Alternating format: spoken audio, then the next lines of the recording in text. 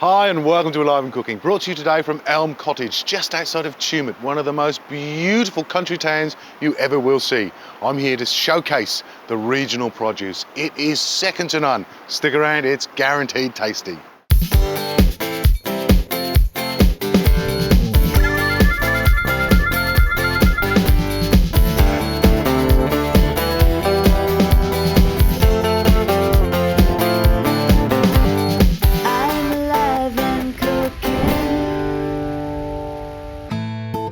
Tumut is a picturesque country town located in southern regional New South Wales, surrounded by lush, fertile countryside producing the freshest seasonal produce.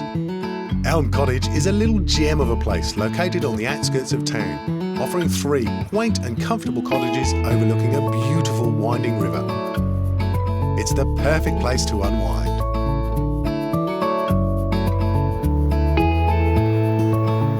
Today's lunch is a beautiful mixed grill because we have got some amazing local meat.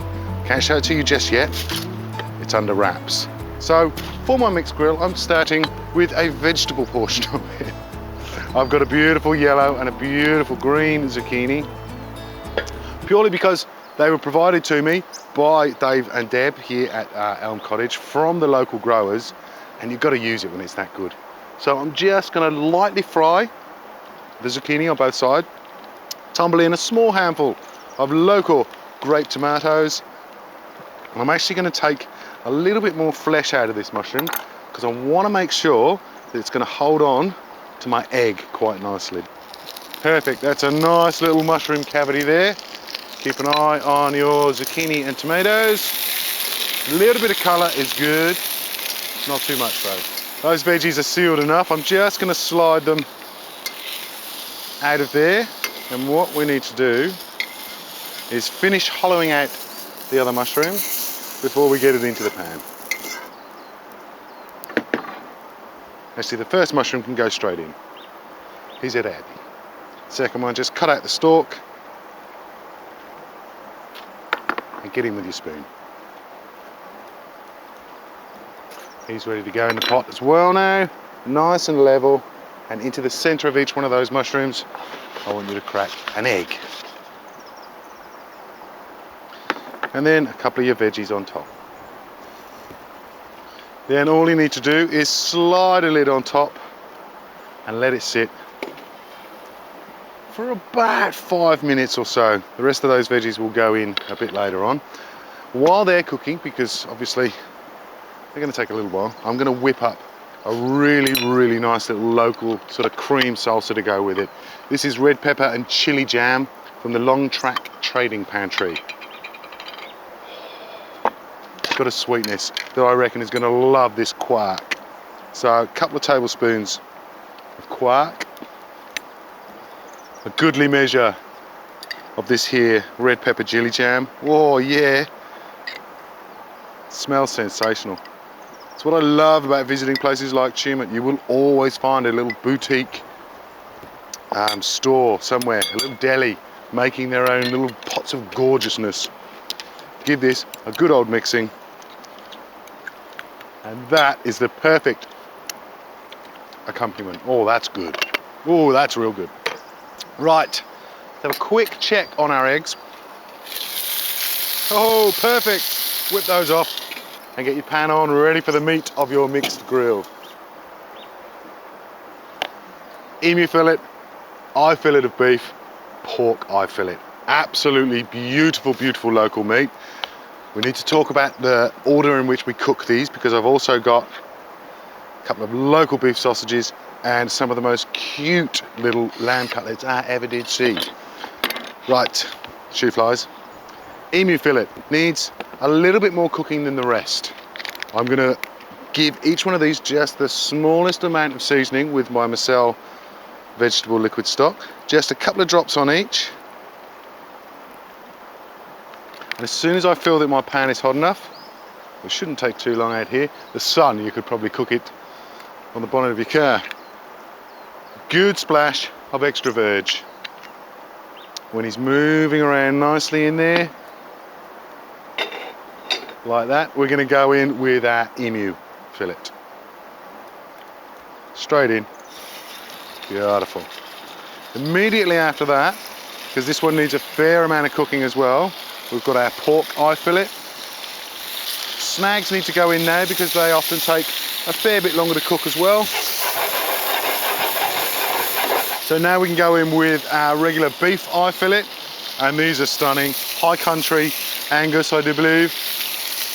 You know I'm going to cook them rare, so they're only going to be in for about 2 to 3 minutes on either side.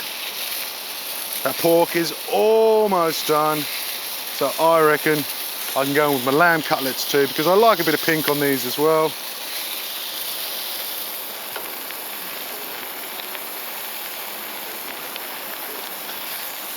That is just about ready. I'm going to shut off the heat, and we're ready to plate up a mixed grill platter, starting off, of course, with our beautiful vegetarian element in the mixed grill. There'd be country chefs out there baying for my blood. You don't put vegetables on mixed grill? Are you mad? We do whatever we like. Okay, next up, a good handful of a nice locally grown rocket. Just gives it that slightly healthy slant.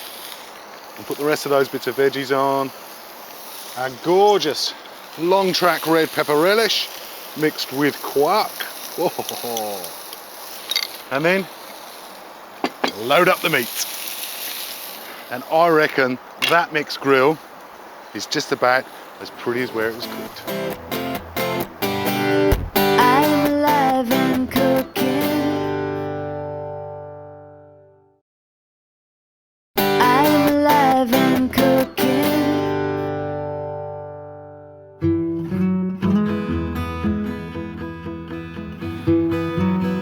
After a day at Elm Cottage, I guarantee you your relaxification levels will be peaking at 11. Got a little campfire set up. I'm going to whip up a feast. I mean, please. Doesn't get any better. And I have been lucky enough, my basket floweth over, to find rather a little smorgasbord of produce here. I'm going to start off with some chestnuts. We are just going to gently roast them and actually whip up a beautiful little salsa to serve with our campfire feast for this evening, which I haven't even told you what it's going to be. It's going to be a salt-crusted kangaroo rump. And what we're going to do now that we've got a nice base of coals is slide the lid of our Dutch oven straight on top of that section there, and put on top of that some of these chunky coals. Let's slide that nice big flaming coal on top. Right, the next thing we need for our little fireside feast is a couple of spuds. Now, when you've got an open fire like this, all you need to do is grab yourself a couple of potatoes, wrap them in foil, pick a spot in the fire and slide them on. You will bury them with coals when the time is right, which will be just about when the chestnuts are done. Now, when I said you time this right with the coals and your chestnuts, then they'll take no time to cook. I can actually see that a couple of these, that little cross that we put in it, when it hits the coals, it just opens up. So, back to our spuds, which we do now need to bury in the coals somewhere. Just in a nice little loose section of the coals. You've got to be careful when you're roasting potatoes like this on an open fire that they don't turn to charcoal. It's quite easy to do. So now onto the hero of our campfire this evening, kangaroo. So to salt and crust it, what we need is about 3 egg whites. We just need to break them into our bowl and give them a light whipping. This is literally just a medium to carry the salt that's going to encrust our kangaroo. By combining the salt with the egg whites, and then wrapping whatever it is you're salt encrustulating, all you're doing is encasing it. It's just like wrapping it in foil, only a lot tastier. You do concentrate the flavours. But when you're talking about this sort of produce in the snowy regions area, look, succulent as a base, you can't go wrong. The produce that they grow around here is second to none. Now, this is just cooking salt. All we want to do is mix up enough with our egg whites to get a decent coating consistency. Give it a stir, see how we go. You want this to be a nice paste, one that's going to grip onto your kangaroo rump. Another couple of 100 grams in here. This is one of those things that it's not an exact science.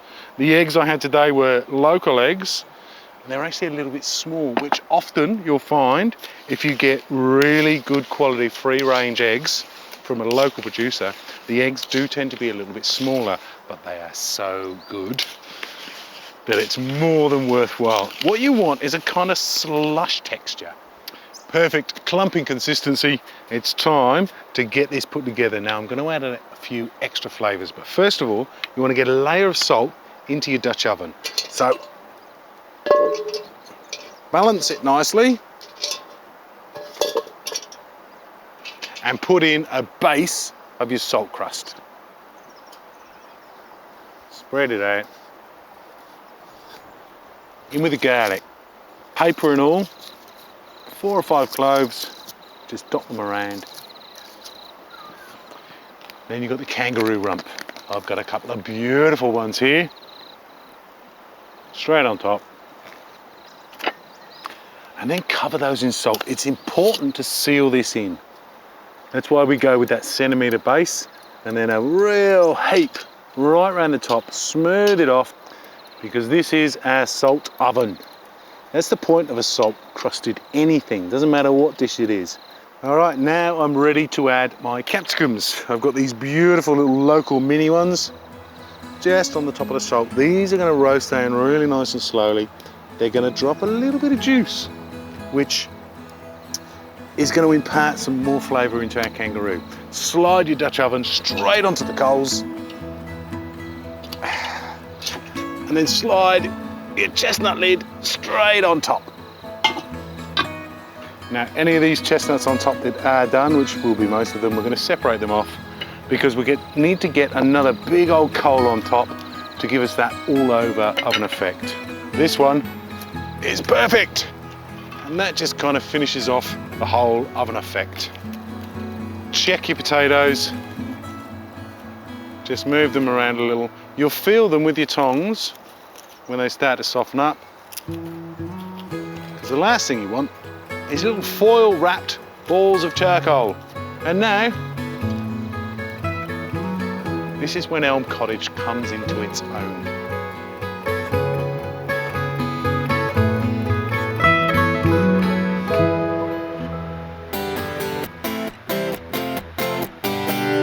I'm alive and cooking. I'm alive and cooking.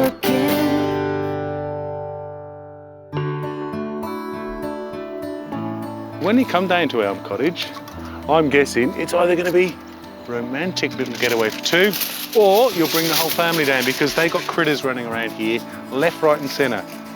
Some beautiful cattle, some stunning little sheep, and when the time is right, you're guaranteed to see a little roo or a wombat just hopping along.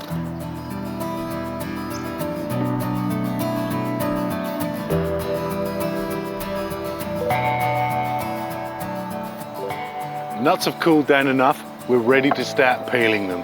Now, the great thing about chestnuts is they pretty much tell you by their look, especially when you roast them on an open fire, when they're ready. There's nothing wrong with a little bit of charcoal on one side of them because they've been roasted on an open fire. It's always hard when you're peeling chestnuts not to just eat the ones where the skin doesn't quite come off. I still enjoy them. But when you get one that is absolute perfection, roasted until the skin just flakes off, it's such a joy. Now, my potatoes, I'm actually starting to smell them now, and when you're cooking on an open fire, please trust your nose, because aside from the wood smoke, that's what tells you when things are cooked. And I know that my potatoes are done now, so they can come off. Set them to one side. and you know that they are going to be slightly charred on the outside and yet fluffy and buttery on the inside. I also reckon it's just about time to check on our kangaroo and our capsicums. The capsicums are going to be done first, so just scrape your coals off the lid of your Dutch oven.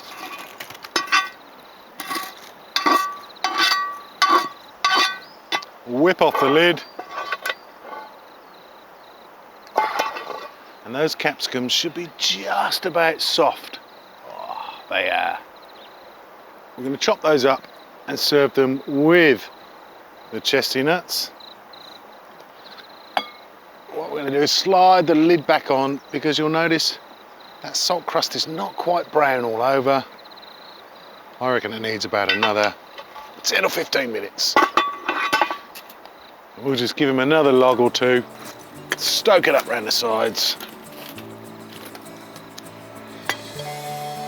Cooking chestnuts in this fashion on an open fire, particularly by the side of the river here, which is seriously absolutely stunning. And I am reliably informed from my mate Rob Paxavanis that this little river is teeming with trout. So when you get down to Elm Cottage for a little bit of relaxing, bring a rod with you, bring a yabby net, guaranteed a feed out of here.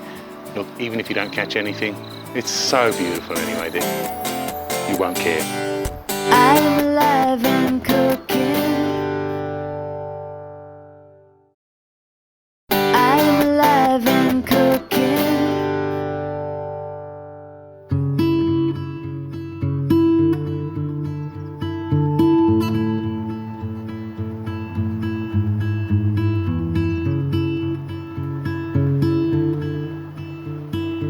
It's time to just peel up your capsicums a little bit. Now these are just ever so slightly roasted, so all we're doing is peeling off some cheeks.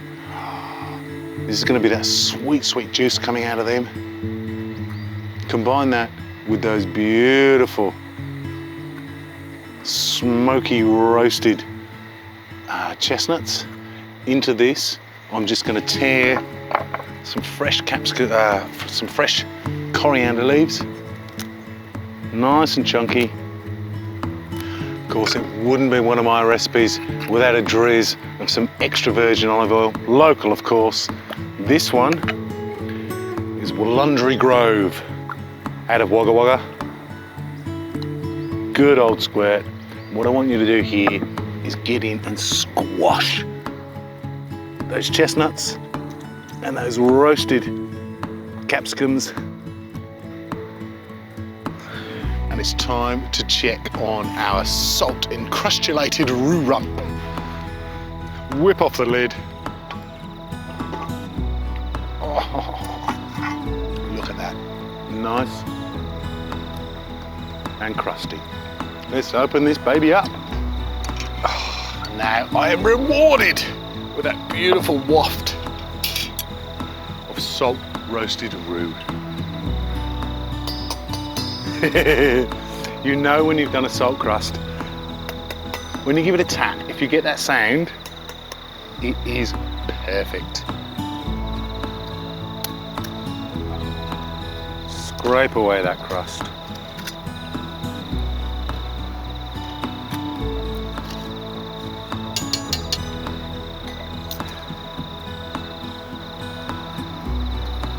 Take off the salt. Ready to carve this little beauty up. Just on a cross cut. Oh. The thing is with roux is that you don't want to roast it too rare. It needs to be kind of medium to medium well. If you do it too rare, you've always got that sort of gamey flavour. Get your serving plate and we'll go in with a nice base.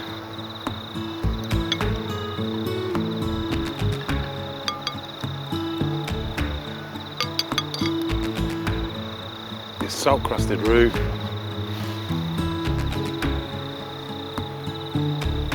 And of course, a couple of your roasted potatoes. I'm going to take them straight out of the foil. Now of course all you need for this is a good dab of butter But that, as a campfire feast, is outstanding. Once you've been slaving away at Elm Cottage all day, that is a beautiful view.